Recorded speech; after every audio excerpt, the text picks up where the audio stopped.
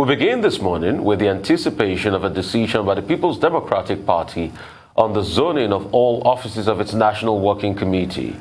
At the end of its closed-door meeting in Enugu, the PDP Zoning Committee adjourned without reaching a decision, and it will reconvene next week. Members of the committee present at the meeting include its chairman and Enugu State Governor Ifeanyi Ugwuanyi, Benue State Governor Samuel Ortom, and former governors Sule Lamido, Ayodele Fayashi, and Babangida Aliyu. Also in attendance was a former secretary to the government of the Federation, Aim Pius Aim, some PDP federal lawmakers, and some other stakeholders of the party. We had a fruitful meeting, and we're adjourned to conclude next week. Thank you all. Right, Tundu. They said the meeting was fruitful and they adjourned to conclude next week. Yeah, so very soon, well, next week, we're going to know one way or another. Yeah. Because it's all getting quite interesting, isn't it? You have two camps in the PDP. You have those who want to maintain the status quo and maintain the chairmanship and other national offices the way they are now, the way they're currently zoned. And you have the other side who want to do a switcheroo, and everything that's in the south now should move to the north, and vice versa. It's interesting that so far, well, we're not quite sure. There are these two camps, and we don't know which way the chips are going to fall. I have my suspicions, and I'm not going to share. But I do note that the Southwest members of the committee seem to be aligning with the North, who want the chairmanship to be zoned to the South, because the Southwest wants that chairmanship to come home. The Southwest caucus, if I can call them that, have pointed out the fact that PDP has never had a chairman from the Southwest. But really, whose fault is that? You'll recall that in 2017, the Southwest was this close to clinching it. They could not, resolve their own disunity within their ranks, which is how come they lost out and Prince Uche Secondus emerged. I'm sure you remember that. Yes. So maybe lessons have been learned, but the Southwest is really determined to keep that chairmanship in the South because the Southwest wants it. And obviously the North also wants the chairmanship to be in the South for obvious reasons, which then opens the door to perhaps have a northern presidential candidate. So there's that faction. But then the other ones that wanted to switch. So we're going to see which way it's going to go. And there's also been announcements of the subcommittees and those heading the subcommittees. I'm particularly interested in the Constitutional Review Committee. I want to know what parts of the PDP Constitution are going to be reviewed. It's all rather interesting. And then, of course, so they're going to have their final meeting, we're told, on September 30th. That's exactly a month to go before the National Convention, which begins on October 30th to October 31st, at which 6,000 delegates are then going to vote for, the national positions. And obviously then we're going to know who the PDP is planning to field for president of Nigeria. But how about a lot of people complaining that the PDP doesn't even get the zeitgeist of the moment, which is power should come to the South. And if we maintain, or if they maintain status quo, and all the party executives are from the South as it is today, or the chairman of the party is from the South as it is today, then definitely they are arm twisted into fielding the northern candidates, which a lot of people say is against the zeitgeist of the moment. I mean, straight off the bat. I'm one of those people because zeitgeist is actually a favorite word of mine. I like those German words, don't you? Yeah. Anyway, yeah, so it is completely against the zeitgeist, which is why I mentioned the Constitutional Review quite deliberately. You never know. If you do get a southern national chairman for the PDP, there might be a constitutional amendment to the effect that that does not deter the PDP from fielding a southern presidential candidate. We don't know. That's why I'm interested. That's why I'm looking at that constitutional review, and I'm wondering what's that about. You never know. Yeah. But for me, yes, the zeitgeist is quite clear. One of the national issues, the pressing national issue today, is disunity in this country, as has never been seen before, obviously minus the Civil War. So it has to be addressed, and a serious opposition party will be hugely remiss to fail to address that.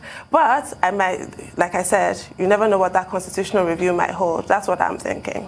But you think you think it's going to be a great departure from what is the norm and ground across not only the PDP, both parties, that where you see the party chairman, the presidential candidate goes inversely Well, I'm all for great departures at this point. We need a great departure from every norm that we have observed thus far. It's simply not working.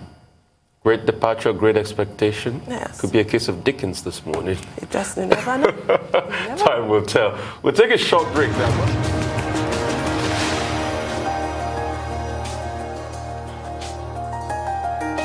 All right, welcome back to the morning show right here on the Rise News channel. We've got Michael Wilson is joining us now from London. Michael, great to have you. Good morning. Good morning. It depends who you believe, actually, this morning, depending on whether you're bullish or bearish as far as the markets are concerned. No news from Evergrande about the big debt repayment. Jay Powell in the United States is saying that he feels it'll be contained within China.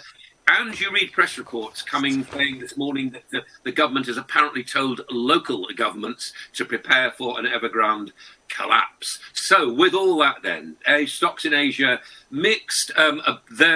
Really, the big developments are all about Evergrande and actually what is going on there. The Nikkei, back from holiday, jumped 2%, and shares of China's Evergrande in Hong Kong fell around 7%. Again, it really depends who you believe. No big word coming from the company so far. The detail is that really they need to be paying $83 million. That needed to happen yesterday. Investors basically are in limbo about all this. But they do have 30 days within which to pay. So although no payment was made yesterday, as we understand it, they've got 30 days to try to put it through. Will there be a spillover? Anyone's guess, quite honestly, at the moment. So, and it doesn't really matter whom you read and whom you believe. That's just a mystifying picture about what's going on with the world's largest property company. US and a bit of a rebound over the past 2 days. That stock futures basically flat overnight. Futures on the Dow up about 20 points. A 2-day relief rally, really, after the Fed signaled that it wasn't going to do anything imminently. But it's certainly slightly more hawkish. I would have thought that the long-term effects of that are probably more what the markets ought to be worrying about, but they tend to exist day to day. As the budget, of course, this annual game played in the United States, the White House is preparing for a sort of shutdown. It's advising federal agencies similarly as well to shut down. The administration's Office of Management and Budget is alerting federal agencies to that. Meanwhile, there apparently is some kind of a framework being put together for the $3.5 trillion reconciliation package. It's going to be an exciting time over the weekend in Europe, particularly German elections. The permutations are unbelievably complicated, will be unbelievably complicated. I don't think we're going to hear much about what's happened there until probably the middle of next week, quite honestly. But it's a lineup of very, very important people, because Germany is still the powerhouse of the EU, even though France is challenging it. We need to watch out for that. Over here in the United Kingdom, we've talked about supply shortages. The latest, lots of headlines from the government saying, don't panic buy fuel, don't panic buy food and so on. It's all about HGV drivers. We've done this story a lot of times before. There's a shortage of 100,000 of them in this country, and a number of petrol stations have in fact, or the fuel stations have in fact closed some of their pumps. But again, we're used to this sort of thing. It's a question of not panicking. As soon as people are told not to panic, of course, they do. But anyway, let's hope they don't. As far as the Chancellor's concerned, he's going to tighten rules on financial companies. MPs from 2 committees got together and said in the immediate reviews of the UK financial regulation this is about the collapse of Greensill Capital, which again we've covered before. And also, as you know, it employed as an advisor the former Prime Minister David Cameron. And it's also got very close relationships with the GFG Alliance, which is being investigated by the Serious Fraud Office. So a lot going on there. Finally, to commodities, and oil's rally has sort of continued. getting quite high now. Maybe $78 a barrel is the next target for it. I think it's getting into that kind of territory where people will treat it like a commodity and might not buy it if it gets too expensive.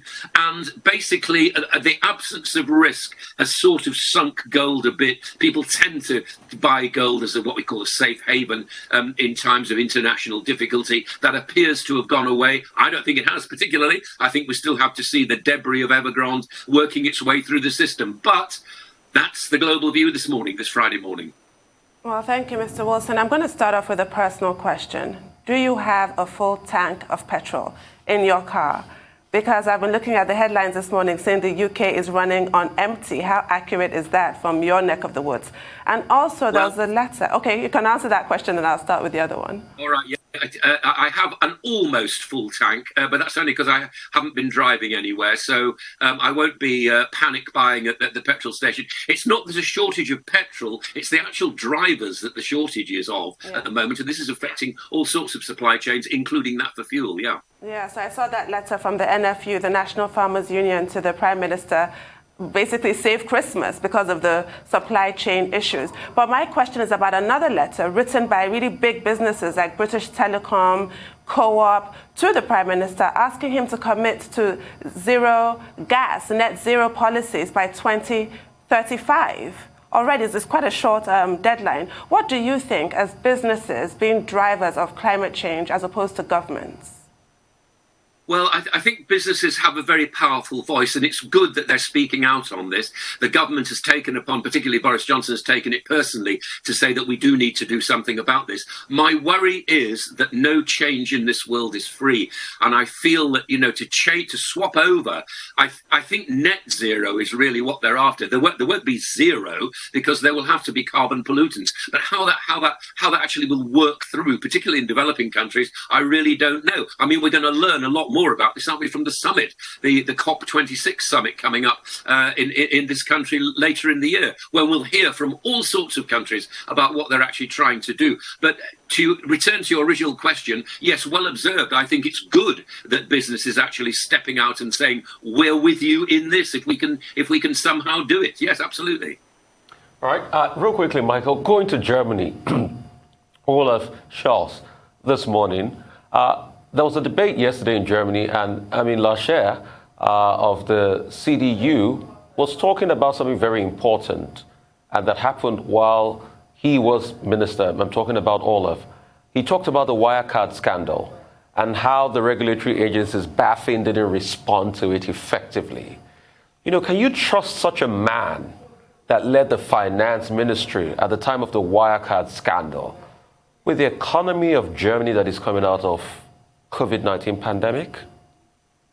It was an extraordinary story. Do you remember when we did it all those months ago? It seems like a long time ago now, doesn't it? And the crucial thing was, how on earth was this allowed to happen within a regulatory regime that the Germans would have, just because they are of that nature, were very, very proud of? How on earth did that happen? What will happen to Germany's economy? I mean, there is that. Of course, there's the regulation side of things, but also the whole change of what's going to happen in Germany. Will it still be a cluster of manufacturing family-sized businesses, or will they have to change course rapidly? And what will happen with the Nord Stream 2 gas pipeline? Will Russia attempt to lever Germany away from the EU, or use it within the EU to create a lack of stability and further dependence upon Russia's reserves, and so on? It's going to be a very, very complex business. And you're absolutely right. You have to wonder, don't you, how on earth a company like Wirecard was allowed to get away with what they did. I mean, pretty shocking. Really, very shocking stuff. I want to take you back to the supply chain issues in the UK. What are your thoughts on this proposal for a 12-month COVID recovery visa, which apparently is not popular with all the members of the government? Grant Shapps, I believe his name is, the transport minister, apparently is not a fan. Neither is Priti Patel. What do you think? I think that I'm not a politician. I'm just a journalist and an observer. I think it's going to be very, very complicated, and I would not be putting time frames on recovery from a pandemic. Quite honestly, I feel as though there is still a long way to go to unwind all this. I mean, we haven't actually had our booster jabs yet, which we're still looking forward. We think we are at least going to get them. So there's a whole cloud of uncertainty. I think there's going to be a winter of deep discontent, as you actually said yesterday, about what's coming up in this country and Europe as well as we head into a cold winter. I feel it's going to be a bit like that. So the pandemic, there'll be supply chain shortages, there'll be inflation, there'll be rising prices. It's not a very pleasant thing to look forward to the next 12 months at all. All right, real quickly, Evergrande defaulted on its bond yesterday, and tapering in America. Jay Powell is coming out to say that will happen at some time soon, and it's going to happen quicker, and those interest rates might go up between 2022 and 2023. Your take on those two things? Yeah, I think that we're going to see, aren't we? Evergrande, as I understand it, have got 30 days actually to come to terms with this 83 million, and then there's a further payment being expected next week. And as I understand it, and it's only by reading what's in the press this morning, that the Chinese government has warned its local government to prepare for a collapse. I think that what will happen in China, for what it's worth, is I don't think the authorities will allow this to happen. I think they'll pump money into the problem as they often do. It won't solve anything. It won't solve the fact, as you were saying yesterday, quite rightly, that you could fit the populations of a number of smaller European countries into these empty flats at the moment that Evergrande has. It's all adding to this mysterious picture, isn't it, of what China is supposed to be. As far as the United States is concerned, I think that Biden is going to be pursuing his domestic policy. It makes things very difficult for Jay Powell. He may well be replaced. We simply don't know. But that taper has got to come off. And I think that what we were saying yesterday, Rotis and I were talking about this, and what we actually said was that it'll be the September jobs figures, which are out on October the 8th, which will actually probably decide when that tapering starts. Never interest rates, no. Tapering, yes. I think it's going to be sort of November time now. All right. Well, I'm ever the optimist. Your winter of discontent will be made glorious summer, if we believe William Shakespeare. Thank you for your time this morning, Mr. Wilson. Now to our dependable Rotis Adiri, here to give us an African business update. Good morning, Rotis. Good morning, Tundu. Good morning, Rufai. Tundu, some Shakespeare on a Friday. Very nice. Actually, I do want to actually quickly start with Evergrande. Do you know that Evergrande has an electric vehicle unit? I mean, we took it on the Global Business Report yesterday. I think Michael Wilson just mentioned it.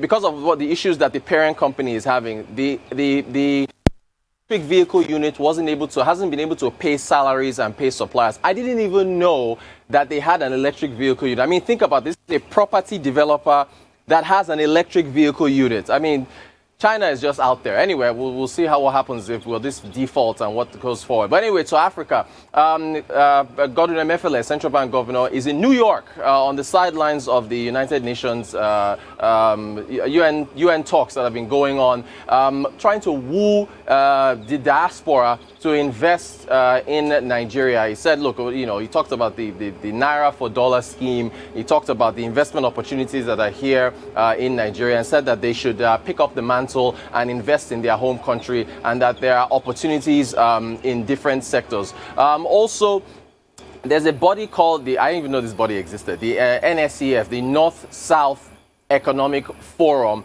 They've come to the defense of the central bank governor with respect to his policies and what's been going on with the Naira on the parallel market, which of course the central bank doesn't recognize. And well, they made some points, and some of the points they made was that, look, the central bank governor is not in charge of importing refined petroleum, which costs a lot of money in terms of USD. to import refined petroleum into this country. Central bank governor is not in charge of the refineries.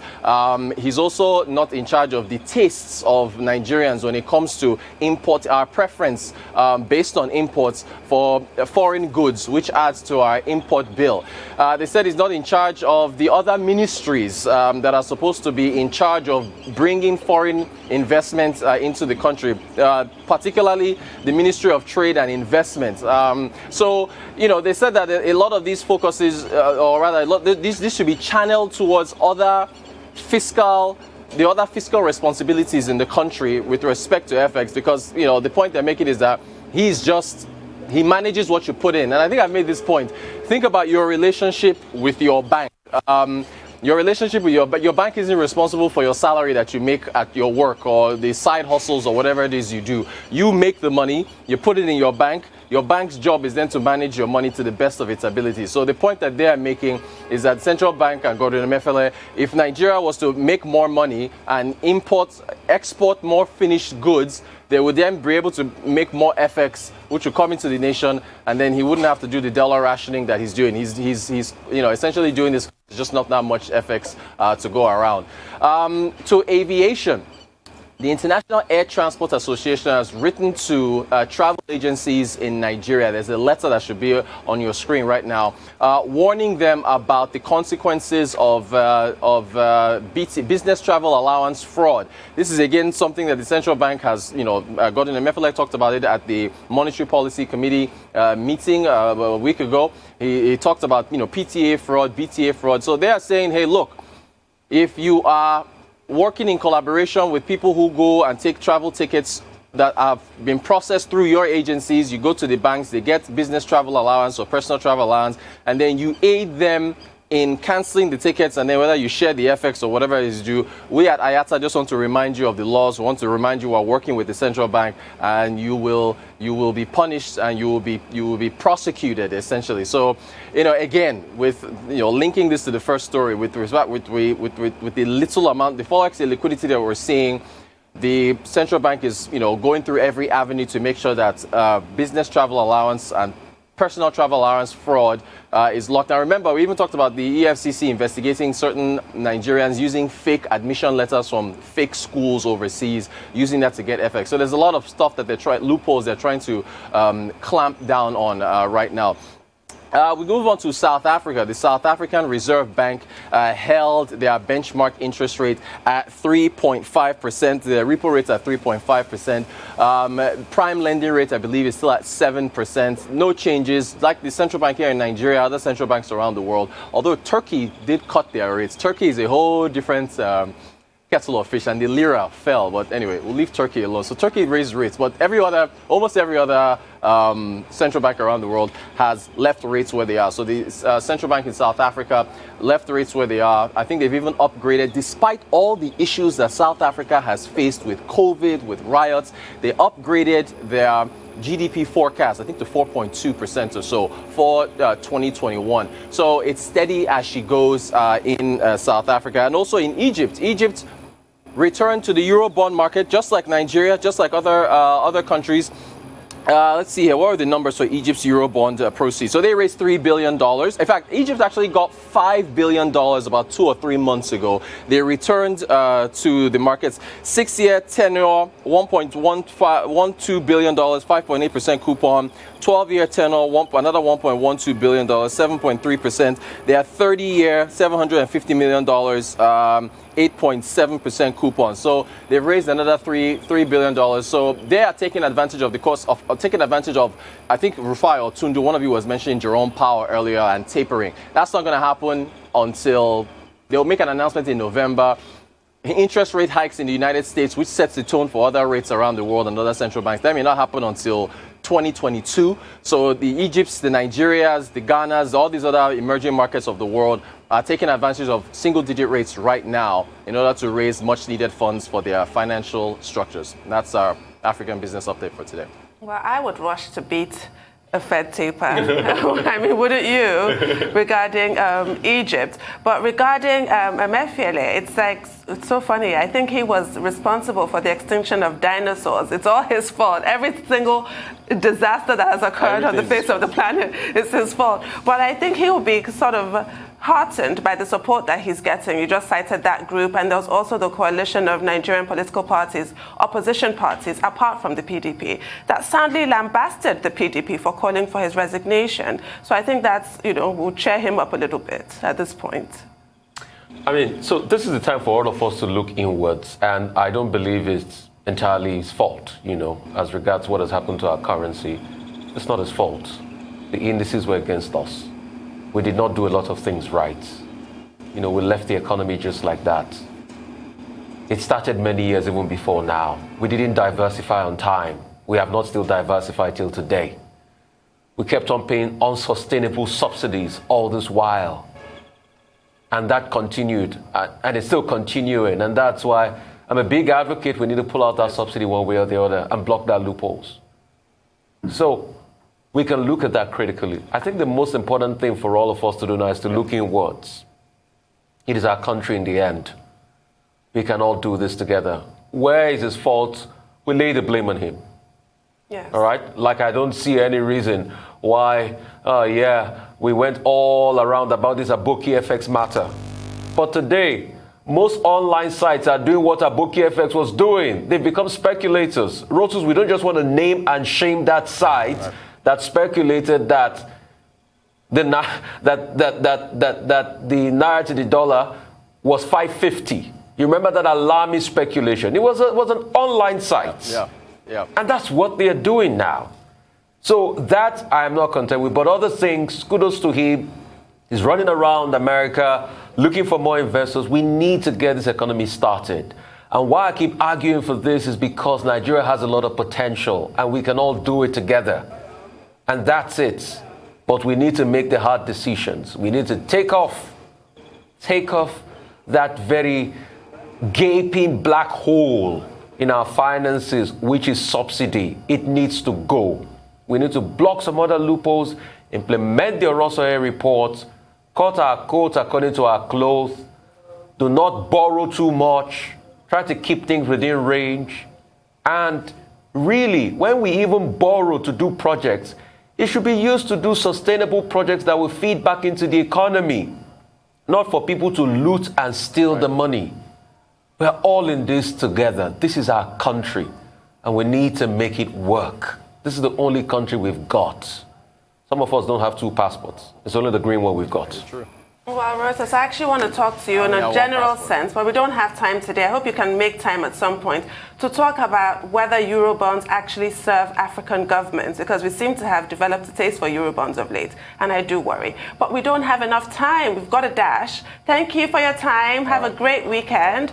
So we're going to take a short break now, and we'll be back with an update on the COVID-19 pandemic. Please stay with us.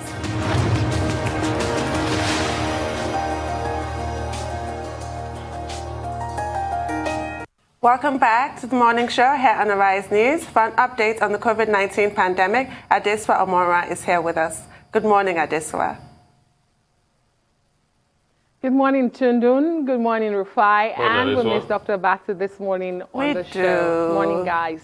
Well, let's look. Yes, we do. But let's look at the global statistics so far. According to Johns Hopkins University, Charlie, over 230 million people have now been infected with the coronavirus.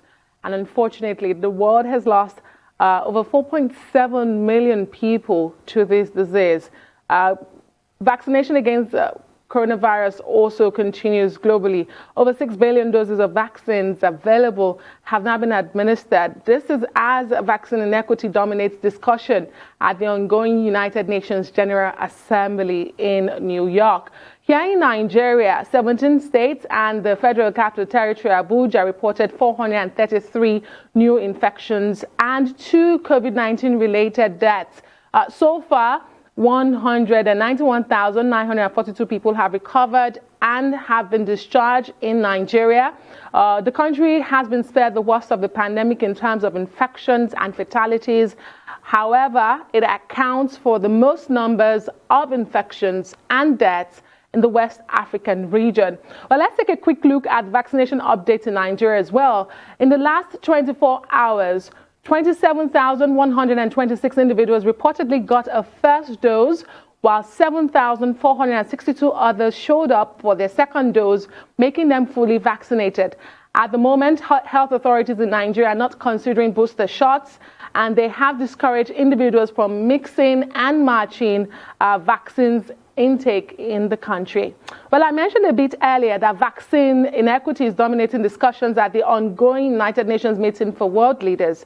Well, on day 3 of the high-level meetings, African leaders didn't mince words as they expressed their disdain for the current global COVID-19 vaccine inequity.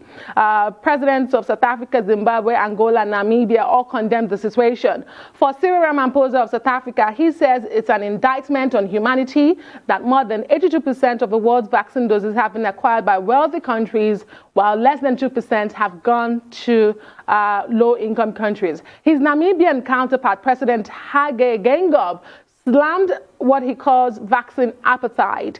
For Zimbabwe's President Emmerson Mnangagwa, he called on the international community to exercise enhanced multilateralism and a unity of purpose in vaccine distribution.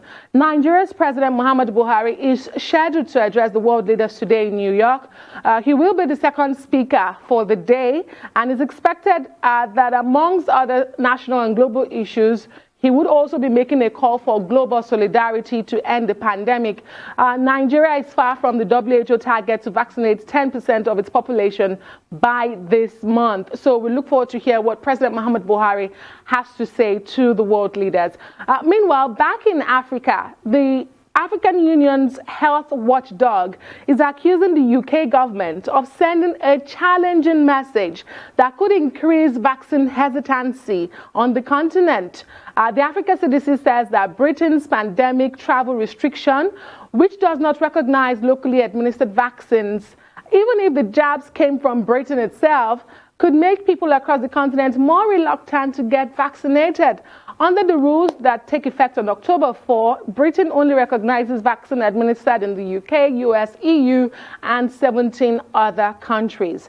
And finally this morning, Novavax has announced that it has applied to the World Health Organization for an emergency use listing of its COVID-19 vaccine. This listing is a prerequisite for export to several countries participating in the COVAX scheme. Now, the company has already signed an agreement to provide 1.1 billion doses to COVAX. And of course, this is in partnership with the Serum Institute of India, where the vaccines will be produced. The company says its vaccine has shown 90.4% efficacy during clinical trials. If approved, guys, this means that there'll be more vaccines for lower income countries who rely largely on WHO guidance for regulatory decisions. All right, Adesuwa, this just shows the hypocrisy of the United Kingdom. And you know, it's not the colonial age again, really. It's not that age of rule Britannia again. Please. We shouldn't be doing this to ourselves in the midst of a pandemic. You're saying the vaccines given on the African continent, you can't vouch for it? What are you saying? Because it was given on our own soil? Is that right? Is that the way to go as we fight this pandemic? You are giving the anti-vaxxers ammunition. You are telling them it's right, because the anti-vaxxers, the argument now will be, then why take the vaccine if the UK doesn't recognize it? I'm sure the anti-vaxxers will use it just because of racism. And it's just because of racism. I mean, we've seen this one too many times. The UK doing this, which is wrong. And when are we going to learn? Tedros Ghebreyesus has repeated and repeated the need for solidarity. These same world leaders go to UN and talk about solidarity. They were in Falmouth the other day where they had the G7 conference. They talked about solidarity. AstraZeneca was developed on the British soil by a British scientist in Oxford. It is called the Oxford AstraZeneca. How racist can you be? Because It wasn't given on the British soil. So you are even discountenancing something that was made by your own scientists? Why are we doing this to ourselves in the world? I think Graham Sharp, or whatever his name is, should review that and add Nigeria quickly to the list. Quickly and speedily to the list. Let me just quickly point out that, Rufai, the Nigerian authorities have made clarifications during the last briefing to say they've had discussions with the UK government. Apparently the UK recognizes COVID Shield, which has been administered in Nigeria. So Nigeria is exempt from that list. However, a lot of African countries, a lot of other countries in the world, including the UAE and many other countries where this COVID Shield have been administered, did not make that list of 17 countries that have just been reviewed. And the UK government has said it's in phases. They will review to add more countries. At some point, it was just the UK, the EU, and the US. And on that revision, we saw last Friday, they added 17 more countries. They are saying they'll continue to review it. It's all, I do agree with you that this is just, it makes no sense. It's just bureaucratic. They say they need to apply for authorization to be marketed on their continent and in their countries. I just want to make this point real quick before Tundu comes in. I'm sorry, I don't buy what they're selling. This is the same UK that when the EU played politics with AstraZeneca because they didn't deliver those vaccines on time, and the EU rejected it, they defended their vaccine. So it's all politics they're playing. It's all politics. Because they too, at some point... Hypocrisy, like you say. Hypocrisy. They too were in these shoes at a point. Well, for me, if it looks like racism and sounds like racism, it is racism. Yes. And it's completely illogical. And by the time they get round to, I'm sorry, apart from being illogical, it's asinine. By the time they get round to all their phases, the damage would have been done.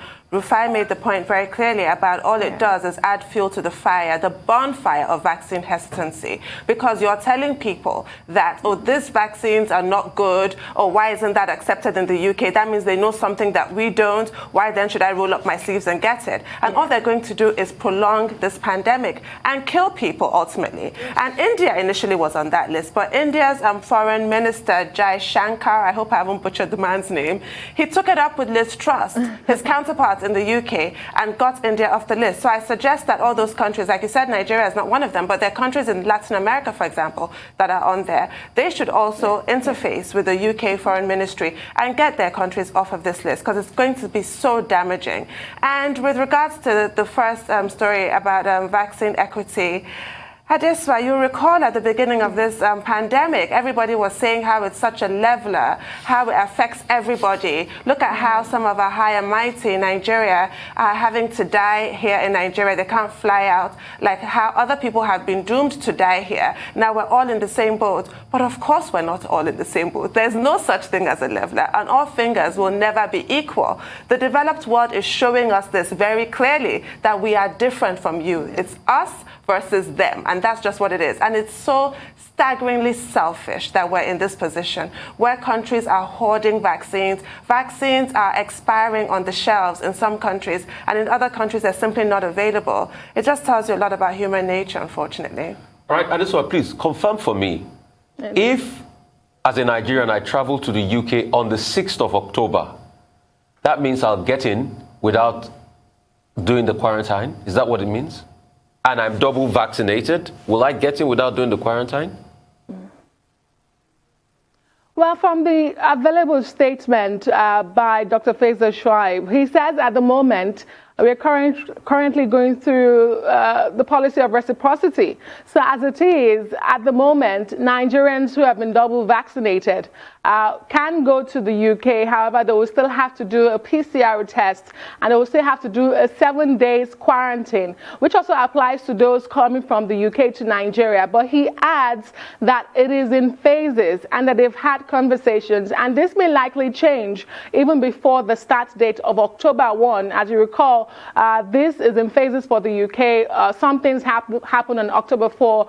Some things would happen September 22nd, and and upward. So we keep our fingers crossed. But at the moment, as a Nigerian going to the UK, you would still require to do a PCR test and quarantine for 7 days. And same applies to those coming from the UK to Nigeria. Right. Thank you so much, Adeswa. Have a great weekend.